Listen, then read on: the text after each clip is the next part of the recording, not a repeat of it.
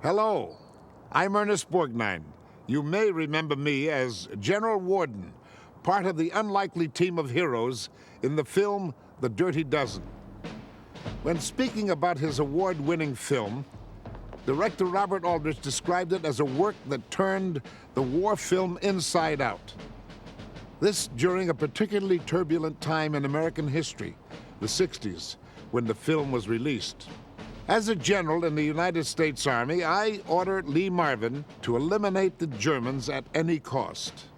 Originally, MGM offered the role of the rebel, Major Reisman, to John Wayne. But the Duke bowed out to make Green Berets instead. But Bob Aldrich always saw this role as made for Lee Marvin. Though taking place in a German-occupied French village, the movie was actually filmed in the countryside in England.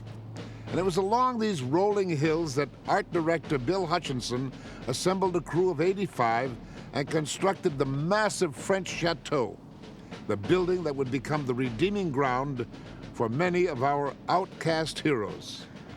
But, as in the business of business, so goes the business of movies. Only after building the chateau was Hutchinson told by the special effects crew that it would take at least 70 tons of explosives to destroy a portion of his construction. Plan B? Rebuild that section out of plastic and foam. The result brought down the structure with only a fraction of the explosives, but just as many irate neighbors. The Dirty Dozen managed to get 4 Academy Award nominations in a variety of categories. Best Supporting Actor for John Cassavetes, Editing, Sound, and it won the Oscar for Best Sound Effects. The word was out that Robert Aldrich could have received an Oscar for his direction of Dirty Dozen had he taken out that section showing Jim Brown putting hand grenades into those tubes which led down to those people below. Robert thought about it for a while and said no. Said, because I want people to know that war is hell. He left it in and didn't get the award. It was quite a controversy, but he proved it right, that war is hell.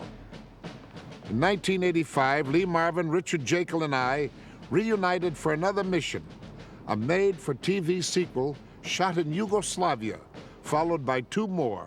In these, I teamed up with friend Telly Savalas, who had been with us from the start. Like the rugged renegades of this film, The Dirty Dozen lives on. But now it's time to go back to where it all began, where I gave the order for the first mission decades ago, and where an explosive cast joined forces for one action-packed movie that continues to endure. I thank you, and enjoy The Dirty Dozen.